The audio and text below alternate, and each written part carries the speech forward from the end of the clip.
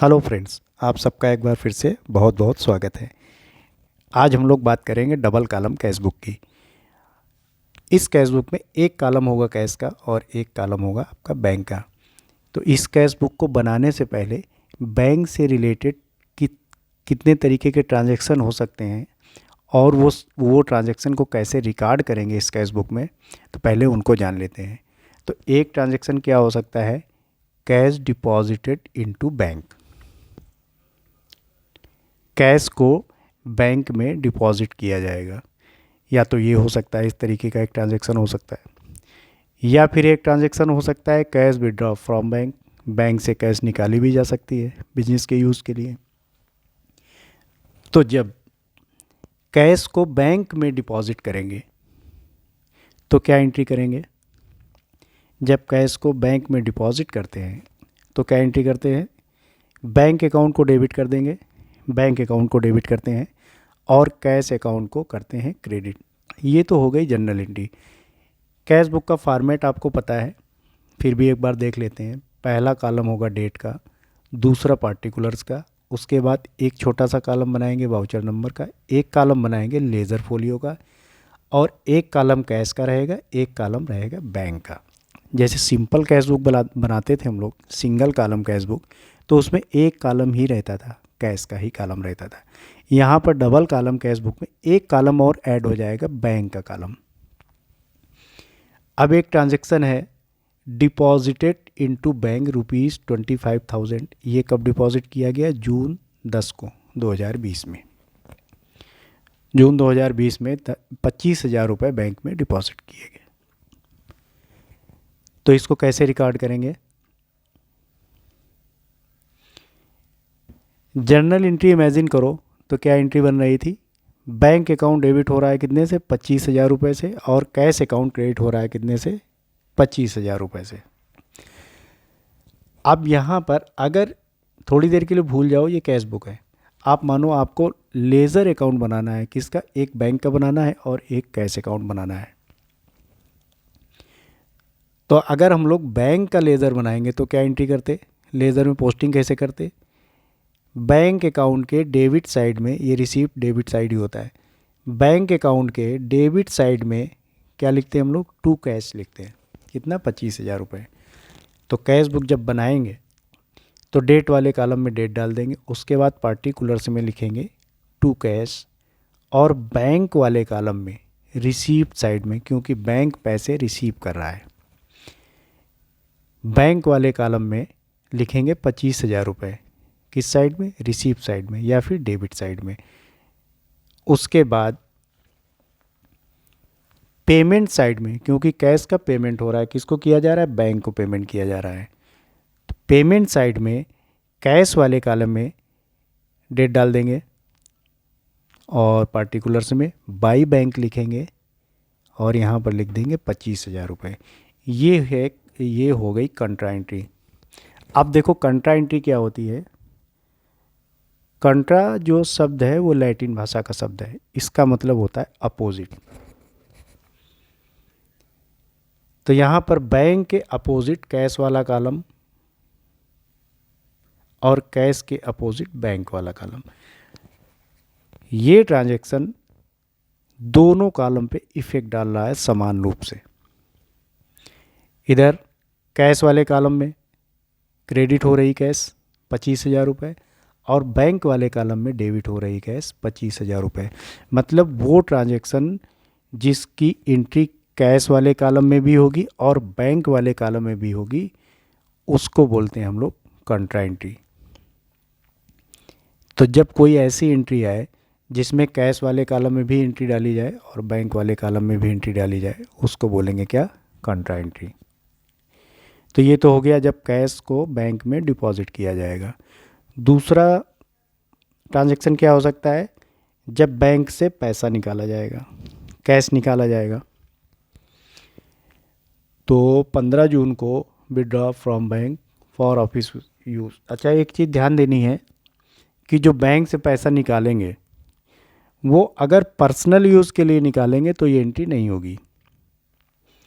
Bank से पैसा अगर ऑफिस के यूज़ के लिए निकालेंगे, बिजनेस में खर्च करने के लिए निकालेंगे, तो उसकी एंट्री ये की जाएगी कैश बुक में इस तरीके से। अपने व्यक्तिगत खर्च के लिए निकालेंगे तो फिर उसका एंट्री करने का तरीका अलग रहेगा, उसको अलग तरीके से कैश बुक में रिकॉर्ड करेंगे, क्योंकि पर्सनल यूज के लिए जब कैश निकालेंगे तो वो हो जाएगी ड्राइंग। अगर किसी क्वेश्चन में फॉर ऑफिस यूज़ नहीं मेंशन है, नहीं लिखा है, तो भी आपको मानना है कि ये बिजनेस के यूज़ के लिए ही पैसा निकाला गया है। तो 12,600 रुपये निकाल रही है 15 जून को ऑफिस के खर्च के लिए, किससे? बैंक से। कैसे रिकॉर्ड करेंगे इसको?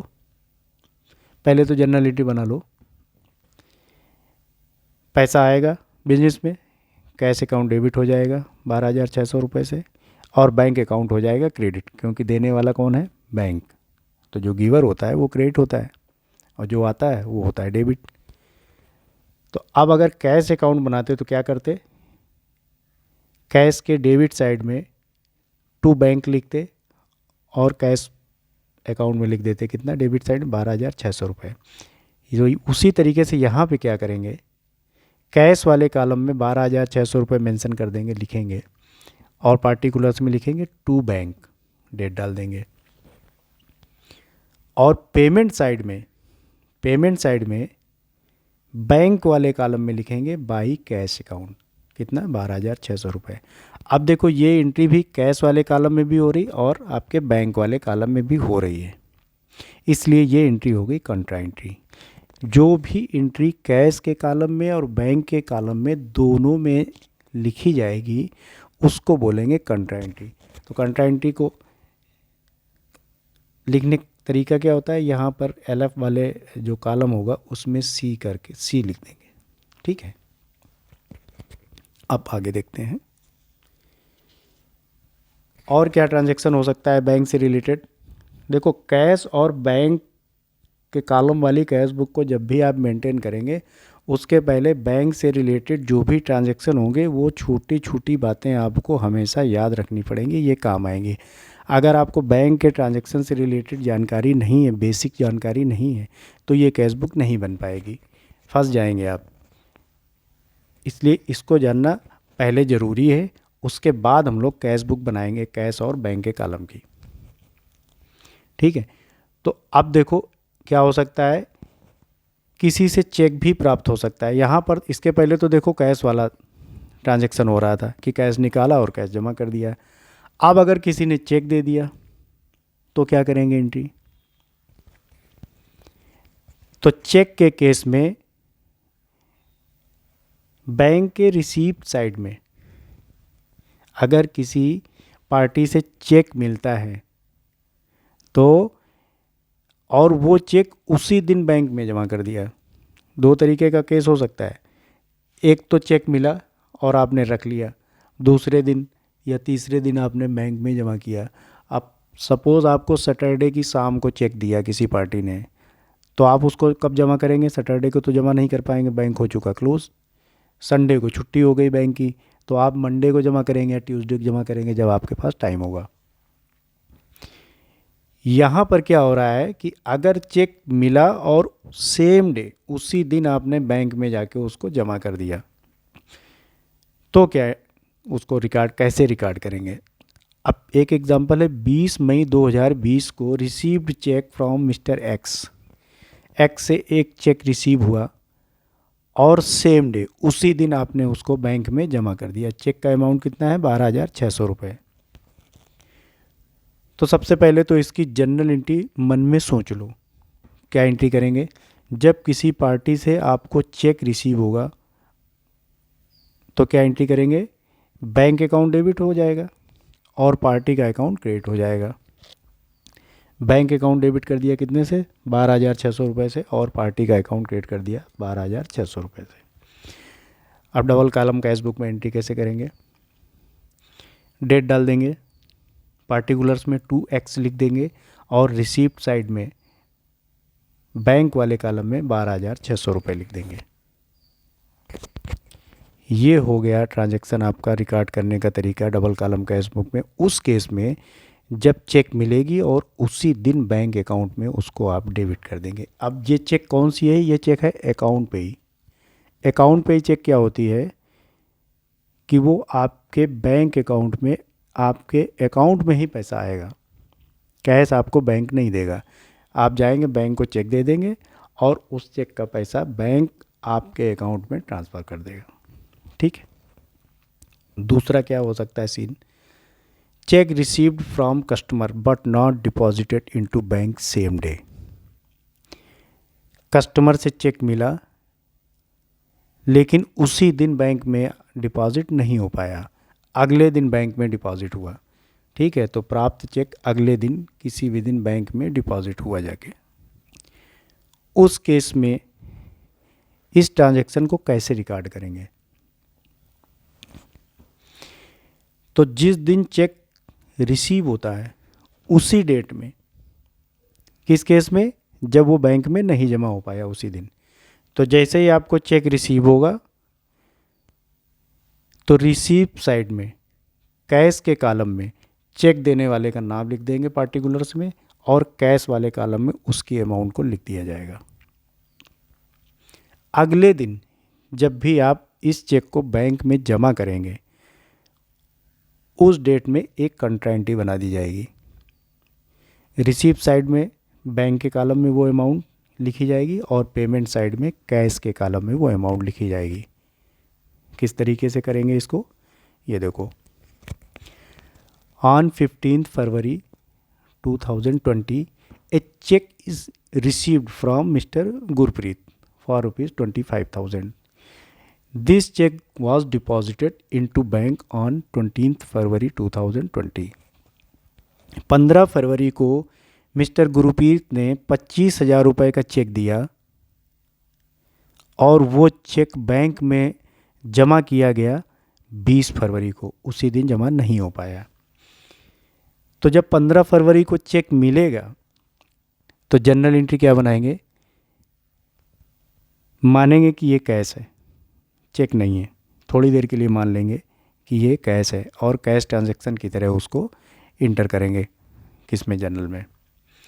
कैश अकाउंट को डेबिट कर देंगे कितने से? 25,000 रुपये से, और गुरप्रीत के अकाउंट को क्रिएट कर देंगे 25,000 रुपये से। ये बेसिक सी चीज़ आपको पता है, फिर से बता देता हूँ। कैश चूँकि आ रही है बिजनेस में इसलिए कैश अकाउंट को डेबिट करेंगे और जो गिवर है, देने वाला गुरप्रीत, उसको क्रेडिट कर देंगे। चूँकि ये चेक उसी दिन जमा नहीं की गई है बैंक में, इसलिए इस चेक को कैश की तरह ही माना जाएगा। एंट्री क्या करेंगे? कैश बुक में, कैश बुक के रिसीप्ट साइड में डेट डाल देंगे, डेट वाले कॉलम में टू गुरप्रीत अकाउंट, और कैश वाले कॉलम में 25,000 रुपये रिकॉर्ड कर देंगे, लिख देंगे। उसके बाद क्या हुआ? 20 फरवरी को ये चेक बैंक में डिपॉजिट किया गया। तो जब बैंक में चेक डिपॉजिट करेंगे तो चूँकि इसको माना तो कैश गया था, तो एंट्री क्या करेंगे? जनरल एंट्री क्या बनाएंगे? बैंक अकाउंट को डेबिट कर देंगे कितने से? 25,000 रुपये से, और कैश अकाउंट को क्रेडिट कर देंगे 25,000 रुपये से।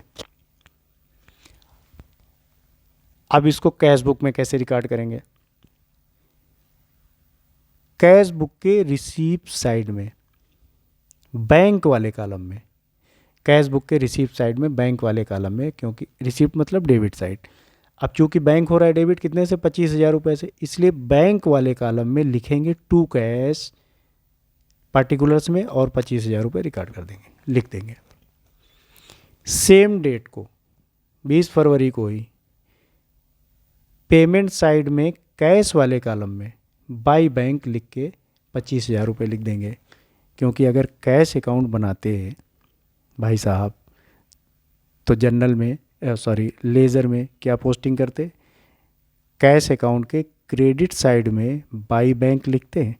तो यहाँ पर कैश वाले कॉलम में 25,000 रुपये लिखा जाएगा क्रेडिट साइड में, और अगर बैंक अकाउंट बनाते लेज़र में तो बैंक चूँकि डेबिट हो रहा है इसलिए बैंक के डेबिट वाले कॉलम में, रिसीप्ट मतलब डेबिट, डेबिट वाले कॉलम में टू कैश लिखते और 25,000 रुपये लिखते। यही तो हुआ। और ये है कंट्रा एंट्री, क्योंकि ये एंट्री बैंक वाले कॉलम में भी आ रही है और कैश वाले कॉलम में भी आ रही है। तो ये हो गई अब कंट्रा एंट्री। तो ये बात समझ गए कि अगर कोई चेक मिलता है और सेम डे बैंक में नहीं जमा हो पाता है तो उसको कैश की तरह ट्रीट करेंगे। जिस डेट में चेक मिलेगा उस डेट में कैश के रिसीव साइड में कैश वाले कॉलम में उसको रिकॉर्ड करेंगे। जब वो चेक बैंक में जमा कर दिया जाएगा, जिस डेट में भी जमा किया जाएगा उस डेट में उसकी बना देंगे एक कंट्रा एंट्री। कैसे बना देंगे? जब जमा किया जाएगा तो बैंक में पैसा आएगा तो बैंक के डेबिट साइड में बैंक वाले कॉलम में उतनी अमाउंट लिख देंगे और कैश के पेमेंट साइड में कैश वाले कॉलम में उतनी अमाउंट लिख देंगे। अब क्या हो सकता है, इस तरीके का भी क्वेश्चन हो सकता है। ये ध्यान दो, यदि क्वेश्चन में चेक बैंक में जमा करने की डेट ही नहीं लिखी है, क्वेश्चन में ये नहीं लिखा है कि वो चेक कब जमा किया गया बैंक में, सिर्फ इतना लिखा है कि check received from mister x, और कब जमा किया गया ये लिखा नहीं है, तो ये माना जाएगा कि चेक उसी दिन बैंक में डिपॉजिट कर दिया गया है। कब? जिस डेट में रिसीव हुआ है। और अगर लिखा है तो कोई बात ही नहीं है। अब एक होता है बियरर चेक।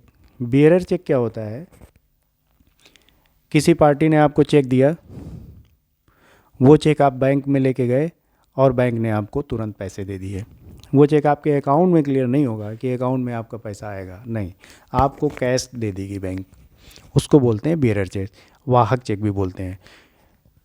तो इस केस में अगर बियरर चेक का कोई क्वेश्चन आता है तो उसको कैश की तरह ही माना जाएगा, और जैसे कैश जमा करने पे आप रिकॉर्ड करते कैश बुक में, वैसे ही इसको रिकॉर्ड कर दिया जाएगा।